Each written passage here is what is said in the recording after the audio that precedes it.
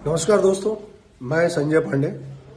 कल एक पोस्टर मेरा सोशल मीडिया पे वायरल हुआ कि संजय पांडे लापता है। तो दोस्तों, वो मेरी फिल्म का एक सीन था। मैं लापता नहीं हुआ हूँ, मैं सेट पे हूँ। मेरी एक फिल्म का सीन था जिसमें दीवारों पे पोस्टर चिपकाए जाते हैं। तो मेरे कुछ मित्रों ने, मेरे को एक्टर्स ने वो फोटो सोशल मीडिया पे पोस्ट किया, जिससे आप सब लोग बहुत चिंतित हुए। इसके लिए मैं माफ़ी चाहता हूँ। आप लोग परेशान हुए मुझे लेकर, और आप सब मुझे इतना प्यार करते हैं, ये जानकर बहुत खुशी हुई। बहुत सारे फ़ोन कॉल्स आए मेरे पास, मेरे को एक्टर्स के पास, मेरे जानने वालों के पास, कि संजय जी कहाँ हैं, संजय जी कहाँ हैं। आपका प्यार देखकर मुझे लगा कि शायद आपकी भावनाएं कहीं ना कहीं से आहत हुई हैं।